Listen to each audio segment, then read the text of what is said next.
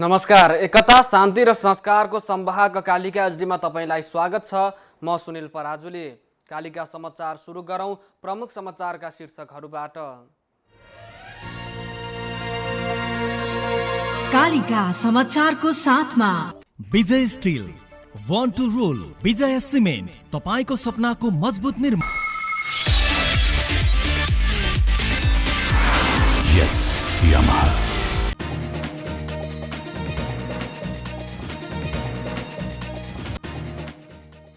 नेपालमा कोरोना भाइरसको कारण 3 जनाको ज्यान गयो। संक्रमितको संख्या 453 पुग्यो।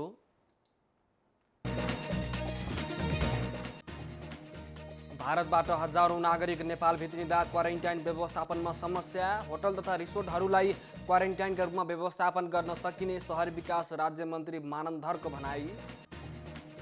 पाकिस्तानमा पछिल्लो 24 घण्टामा मात्रै 2193 जना संक्रमित भेटिए। सिन्ध प्रान्त सबैभन्दा बढी प्रभावित। र कोरोना महामारीका कारण यसपालिको भलिबल दिवसमा घोषित कार्यक्रम स्थगित।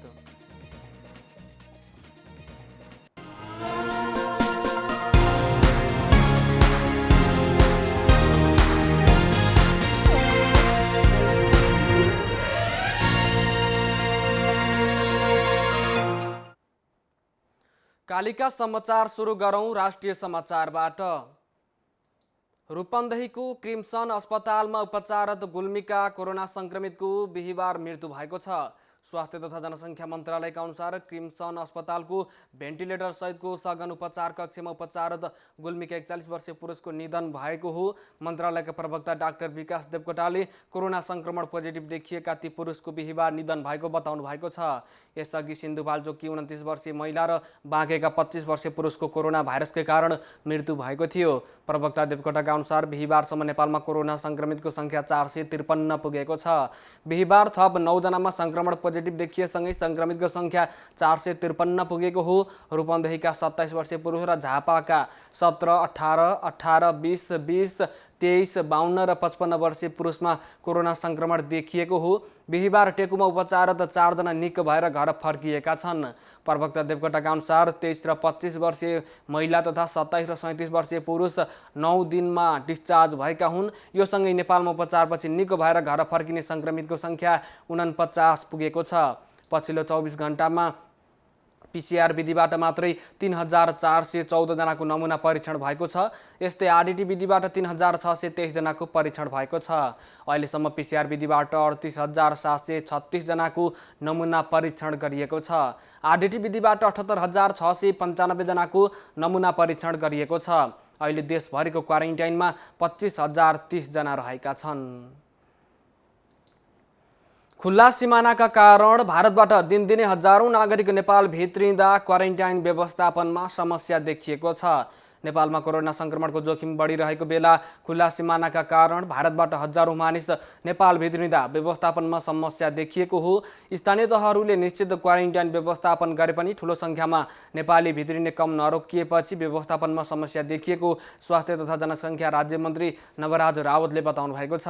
नेपालमा रहेका भारतीय नागरिकहरूलाई नेपालमै र भारतमा रहेका नेपाली नागरिकलाई भारतीय क्वारेन्टाइनमै व्यवस्थापन गर्ने समझदारी बने पनि त्यसो हुन नसक्दा चुनौती थपिएको उहाँको भनाइ छ। शहरी विकास मन्त्रालयमा क्वारेन्टाइन सञ्चालन र व्यवस्थापन मापदण्डका विषयमा भएको छलफलमा शहरी विकास राज्य मन्त्री रामवीर मानन्धरले होटल तथा रिसोर्टहरूलाई क्वारेन्टाइनको रूपमा व्यवस्थापन गर्न सकिने बताउनु भएको छ। प्रधानमन्त्रीलाई वैशाख 7 गते नै सो सुझाव बुझाएको उल्लेख गर्दै उहाँले विदेशबाट आउने नागरिकको उचित व्यवस्थापन गर्न होटलहरूलाई क्वारेन्टाइनको रूपमा व्यवस्थापन गर्नुपर्ने बताउनु भएको छ। खाली रहेका होटलहरूलाई निश्चित रकम तिरेर भए पनि जीवन रक्षाको लागि प्रयोग गर्न सकिने उहाँको भनाइ छ। गृह मन्त्रालयका उपसचिव गोमादेवी चेमजोङले होटल तथा लजहरूलाई पहिलो प्राथमिकतामा राखेर क्वारेन्टाइन निर्माण गर्नुपर्ने बताउनु भएको छ। होस्टेल, सामुदायिक भवन र तालिम केन्द्रहरूलाई पनि क्वारेन्टाइनका रूपमा विकास गर्न सके सहज हुने उहाँको भनाइ छ। निश्चित रकम तिरेर भए पनि क्वारेन्टाइनमा बस्छु भन्ने र पैसा तिर्न नसक्ने सम्भावित संक्रमितहरूलाई वर्गीकरण गरेर अगाडि बढ्नुपर्ने सुझाव उहाँले दिनुभएको छ। अवस्था भयावह भए क्वारेन्टाइन निर्माणको लागि खुल्ला मैदानको पहिचान र अन्तर मन्त्रालय समन्वय गर्नुपर्ने उहाँको भनाइ छ। पर्यटन मन्त्रालयका सचिव केदार बहादुर अधिकारीले धेरै ठाउँमा खानेपानीको समस्या रहेको बताउनु भएको छ। उपत्यका बाहिरका अधिकांश क्वारेन्टाइनहरूमा सञ्चार सुविधाको व्यवस्थापन नहुँदा मान्छेहरू डराउने, एक्लोपन महसुस गर्ने समस्या देखिएको र भाग्ने गरेको घटना देखिने गरेको उहाँको भनाइ छ। उहाँले बजेट व्यवस्थापनमा देखिएको समस्या समाधानको लागि पनि आग्रह गर्नुभएको छ। विदेशबाट आउन चाहने नागरिकको तथ्याङ्क परराष्ट्र मन्त्रालयले तयार गर्नुपर्ने सुझाव पनि बैठकमा सहभागीहरूले दिएका छन्। स्थानीय तहहरूले आफ्नो क्षेत्रभित्रका व्यक्तिहरूको तथ्याङ्क यकिन गरेर क्वारेन्टाइनलाई व्यवस्थापन गर्नुपर्ने सुझाव सहभागीहरूको रहेको छ। राष्ट्रिय प्रजातन्त्र पार्टी राप्रपाका अध्यक्ष कमल थापाले लिम्पियाधुरा, कालापानी र लिपुलेक नेपाली भूमि भएको र यसमाथि हस्तक्षेप नगर्न भारतलाई आग्रह गर्नुभएको छ। उहाँले भारतलाई नेपालले सीमाको विषयमा 6 दशकदेखि निरन्तर कुरा उठाउँदै आए पनि भारतले अटेरी गरेको पनि बताउनु भएको छ। अध्यक्ष थापाले आफ्नो ट्विटरमा लेख्दै सन् 1816 को सन्धिअनुसार काली नदी पूर्वका लिम्पियाधुरा, कालापानी र लिपुलेक नेपाली भूमि भएको बलियो आधार नेपालसँग भएको बताउनु भएको छ।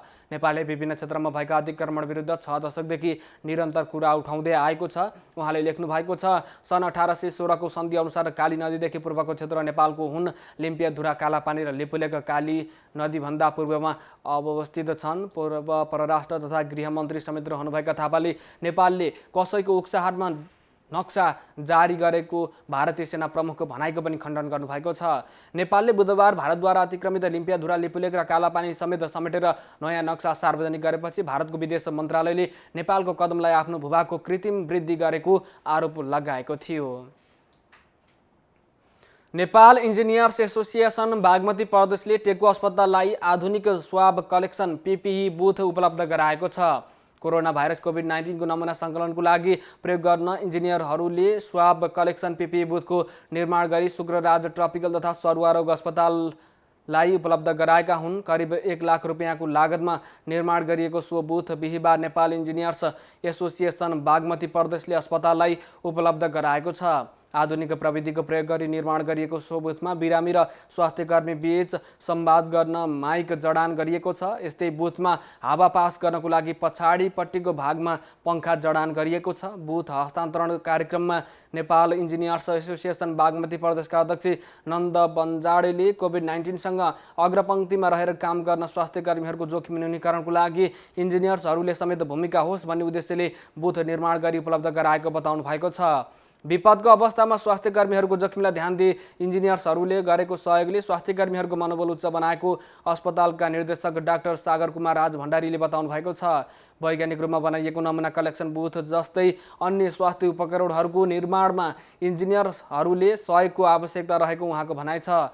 नेपाल इन्जिनियर्स एसोसिएसनका अध्यक्ष प्राध्यापक डाक्टर रत्न बज्राचार्यले कोभिड-19 को रोकथामको लागि अग्रपङ्क्तिमा रहने स्वास्थ्यकर्मीको सुरक्षाको निम्ति काम गर्न पाउँदा खुसी लागेको बताउनु भएको छ। नेपाल इन्जिनियर्स एसोसिएसन बागमती प्रदेशले अहिलेसम्म काठमाडौँ, रामेछाप, काभ्रेपलाञ्चोक, सिन्धुपाल्चोक, रसुवा, नुवाकोट र धादिङमा गरी कुल 17 वटा नमुना कलेक्सन बुथ निर्माण गरी सरकारी अस्पतालहरूलाई उपलब्ध गराएको छ। कोभिड-19 को संक्रमण न्यूनीकरणको लागि सरकारले जारी गरेको लकडाउनको आज 59 दिन पुगेको छ। गत चैत्र 11 गतेबाट जारी गरिएको लकडाउन पटक पटकको समय थप गर्दै जेठ 20 गतेसम्म पुर्याइएको छ। लकडाउनपछि अत्यावश्यक सेवाका सवारी र पास भएको सवारी मात्रै सञ्चालनमा रहेका छन्। पछिल्लो समय संक्रमितको संख्या बढ्दै गएपछि सरकारले पास वितरणमा पनि कडाई गरेको छ। अहिले लकडाउनको समयमा एक जिल्लाबाट अर्को जिल्लामा जान नपाइने नियम पनि लागू गरिएको छ। उपत्यकामा संक्रमण देखिन थालेपछि भित्री गल्लीहरूमा स्थानीयले प्रवेश निषेध गरेका छन्। यद्यपि धेरै ठाउँमा खाद्यान्न र तरकारी पसलहरू भने सञ्चालनमा रहेका छन्। प्रहरीले अनावश्यक रूपमा हिँडुल गर्नेलाई कारबाही गर्ने गरेको छ। केही दिन अघि अत्यावश्यक सेवा र बैंकिङ क्षेत्रहरू उद्योगहरू सञ्चालन गर्ने निर्णय सरकारले गरे पनि संक्रमितको संख्या बढ्दै गएपछि पुनः लकडाउन कडा पारिएको हो। एकता, शान्ति र संस्कारको संवाहक कालिका एचडीमा प्रसारित कालिका समाचारमा पालो भएको छ विज्ञापनको, तर त्यसभन्दा अगाडि प्रमुख समाचारका शीर्षकहरू। कालिका समाचारको साथमा Vijay still, one two role, विजय सिमेन्ट, तपाईको सपनाको मजबुत निर्माण। यस यामाहा।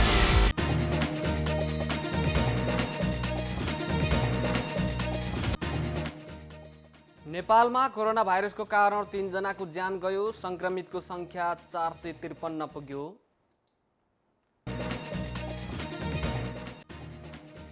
भारतबाट हजारौं नागरिक नेपाल भित्रिँदा क्वारेन्टाइन व्यवस्थापनमा समस्या। होटल तथा रिसोर्टहरूलाई क्वारेन्टाइनका रूपमा व्यवस्थापन गर्न सकिने शहरी विकास राज्य मन्त्री मानन्धरको भनाई। पाकिस्तानमा पछिल्लो 24 घण्टामा मात्रै 2193 जना संक्रमित भेटिए। सिन्ध प्रान्त सबैभन्दा बढी प्रभावित। र कोरोना महामारीका कारण यसपालिको भलिबल दिवसमा घोषित कार्यक्रम स्थगित।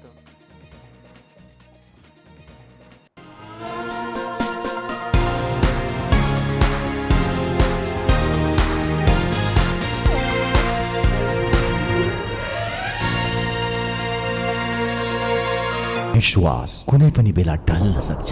अब हामीलाई चाहिन्छ यस्तो आधार जसको मजबुतीले वर्षौं वर्षसम्म हामीलाई विश्वास दिलाओस्। पूर्णतया मजबुतीको अनि विश्वस्त जिन्दगीको मास्टर बिल्डर ओपिसी सिमेन्ट, जसको हरेक कणले बोकेको छ पूर्णतया मजबुती। विजया सिमेन्टको master builder OPC cement, building your future.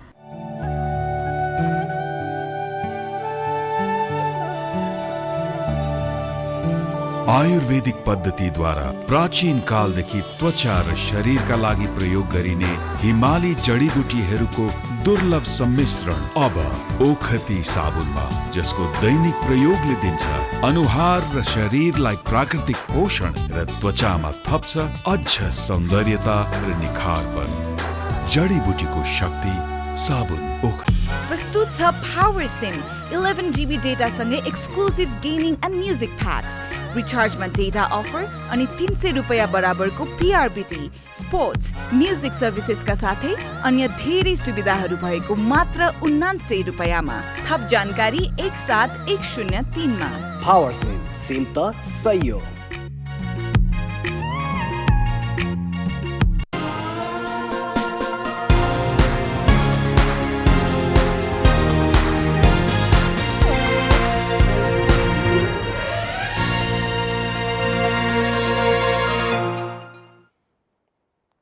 विज्ञापनपछि Kalika समाचारमा पुनः स्वागत छ। अब स्थानीय समाचार। चितवनबाट कोरोना भाइरस परीक्षणको लागि बिहीबार 63 जनाको नमुना सङ्कलन गरी प्रयोगशालामा पठाइएको छ। भरतपुर अस्पतालका सूचना अधिकारी लीलाधर पौडेलका अनुसार भरतपुर अस्पतालबाट 38 र कोरोना विशेष अस्पतालबाट 25 जनाको स्वाब सङ्कलन गरी परीक्षणको लागि भरतपुर कोभिड-19 प्रयोगशालामा पठाइएको हो। यसअघि नवलपुर देवचुली निवासी 49 वर्षीय कोरोना भाइरस कोभिड-19 संक्रमण पुष्टि भएका व्यक्तिको हिजो गरिएको पुनः परीक्षण पनि पोजिटिभ रिपोर्ट आएको थियो। भरतपुर कोभिड-19 परीक्षण प्रयोगशालामा परीक्षण गर्दा ती पुरुषको रिपोर्ट पुनः पोजिटिभ आएको भरतपुर अस्पतालले जानकारी दिएको छ। होटल सङ्घ चितवनकी अध्यक्ष शर्मिला नेउपानेले कर्मचारीको पारिश्रमिकको विषयमा ठोस निर्णय लिन नसकेको बताउनु भएको छ। लकडाउनका कारण व्यवसाय बन्द भएपछि पनि कर्मचारीलाई आंशिक पारिश्रमिक दिने विषयमा महासङ्घबाट कुनै नीति तयार नभएकोले जिल्लामा यो विषयमा कुनै छलफल नभएको उहाँले कालिका मिडियालाई जानकारी दिनुभएको छ। नेउपानेले भन्नुभएको छ, भ्रमण वर्ष 2020लाई लक्षित गरी व्यवसायीहरूले धेरै लगानी गरेका थिए। लगातारको बन्दाबन्दीले व्यवसाय ठप्प छ। यस्तोमा हामी व्यवसायीहरूलाई कसरी उकास्ने भन्नेमा लागेका छौँ। कर्मचारीको विषयमा केही निर्णय भएको छैन। यस्तैमा उहाँले पारिश्रमिकको विषयमा ठोस कुरा नभए पनि होटल तथा रेस्टुरेन्टले कर्मचारीलाई अप्ठ्यारोमा नपार्ने बताउनु भएको छ। नेउपानेले भन्नुभएको छ, लकडाउनसँगै पर्यटकीय व्यापार ठप्प छ। व्यवसाय र मजदुर दुवैलाई एकै किसिमको समस्या परेको छ। तर हामी कर्मचारीहरूको समस्यालाई व्यवस्थापन गर्छौँ। सरकारले व्यवसायको हितमा राहत घोषणा गरे झैँ घरमा बस्नेलाई पनि आंशिक पारिश्रमिक दिने व्यवस्था मिलाउनेछौँ। अध्यक्ष नेउपानेले आफ्नो कर्मचारीहरूलाई अप्ठ्यारो परेमा व्यवसायीहरूले सहयोग गर्न पनि आग्रह गर्नुभएको छ। कालिका समाचारमा अब अर्थ समाचार।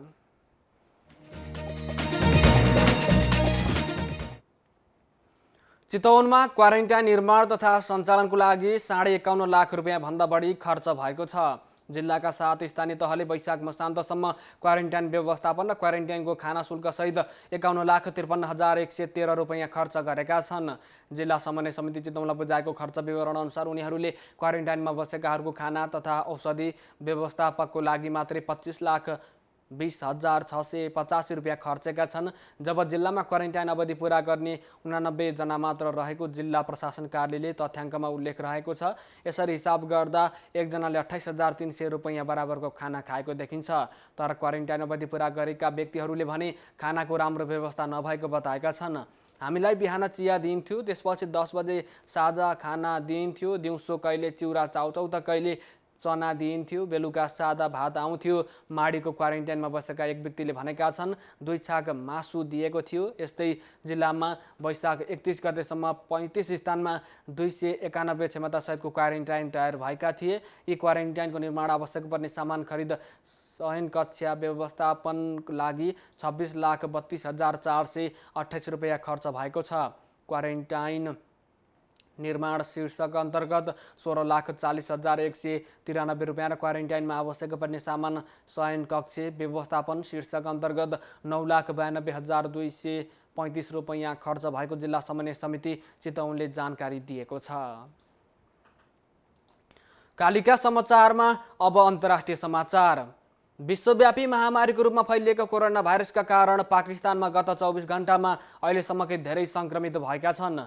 स्वास्थ्य मन्त्रालयका अधिकारीहरूले बिहिबार दिएको जानकारी अनुसार पछिल्लो 24 घण्टामा मात्रै 2,193 जना संक्रमित भएका हुन्। यो सँगै देशभरि अहिलेसम्म कोरोना भाइरसबाट कुल संक्रमितको संख्या 48,091 पुगेको पनि अधिकारीहरूले बताएका छन्। उनीहरूले अहिलेसम्म कोरोनाको कारण 1,017 जनाको मृत्यु भएको र तीमध्ये 32 जनाको पछिल्लो 24 घण्टामा मृत्यु भएको पनि जानकारी दिएका छन्। देशभरि अहिलेसम्म एकै दिनमा सबैभन्दा धेरै परीक्षण पनि बुधबार नै गरिएको छ। बुधबार मात्रै 15,346 जनाको कोरोना भाइरस परीक्षण गरिएको स्वास्थ्य अधिकारीहरूको भनाइ छ। उनीहरूका अनुसार अहिलेसम्म देशभरि कुल 4,29,600 भन्दा बढीको परीक्षण गरिएको छ। संक्रमित मध्ये सबैभन्दा धेरै सिन्ध प्रान्तमा रहेका छन्। सिन्ध प्रान्तमा मात्रै 18,964 जना संक्रमित भएको अधिकारीहरूले बताएका छन्। कालिका समाचारमा अब खेल समाचार।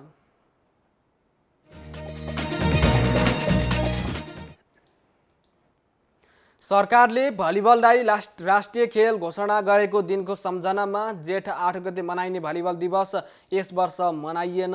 2074 साल जेठ 8 गते सरकारले भलिबललाई राष्ट्रिय खेलको मान्यता दिएको थियो। त्यसयता लगातार 2 वर्ष भलिबल दिवस मनाइए पनि यसपटक कोरोना महामारीका कारण नमनाइएको हो। सङ्घले बिहिबार विज्ञप्ति जारी गर्दै कोरोना महामारीले गर्दा औपचारिक कार्यक्रम गर्न नसकिएको जनाएको छ। अहिले भलिबल गतिविधि भन्दा खेलाडी र व्यक्तिको स्वास्थ्य महत्त्वपूर्ण रहेको भन्दै सङ्घले अवस्था सामान्य बनेपछि भलिबल गतिविधि फेरि सुरु गर्ने बताएको छ। बुधबार सङ्घीय संसदबाट पारित भएको खेलकुद सम्बन्धी विधेयकमा भलिबल नेपालको राष्ट्रिय खेल उल्लेख गरिएको छ। राष्ट्रिय खेल घोषणा गरेको 3 वर्ष पुरा हुँदा पनि सरकारले भलिबल खेल प्रबन्धनको लागि सहयोग नगरेको भलिबल सङ्घका अध्यक्ष मनोरञ्जन मड शर्माले बताउनु भएको छ। खेलाडीको मेहनत र सङ्घको प्रयासमा नेपालले पछिल्लो समय अन्तर्राष्ट्रिय प्रतियोगितामा पनि सफलता हात पारेको सङ्घले जनाएको छ। एकता, शान्ति र संस्कारको संवाहक कालिका एचडीमा प्रसारित कालिका समाचारको अन्त्यमा प्रमुख समाचारका शीर्षकहरू पुनः एकपटक। कालिका समाचारको साथमा Vijay still, one two role, विजय सिमेन्ट, तपाईको सपनाको मजबुत निर्माण। यस यामाहा।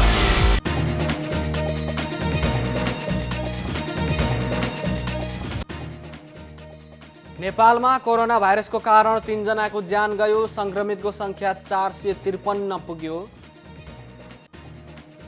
भारतबाट हजारौं नागरिक नेपाल भित्रिँदा क्वारेन्टाइन व्यवस्थापनमा समस्या। होटल तथा रिसोर्टहरूलाई क्वारेन्टाइनका रूपमा व्यवस्थापन गर्न सकिने शहरी विकास राज्य मन्त्री मानन्द धरको भनाई। पाकिस्तानमा पछिल्लो 24 घण्टामा मात्रै 2,193 जना संक्रमित भेटिए। सिन्ध प्रान्त सबैभन्दा बढी प्रभावित। र कोरोना महामारीका कारण यसपालिको भलिबल दिवसमा घोषित कार्यक्रमहरू स्थगित।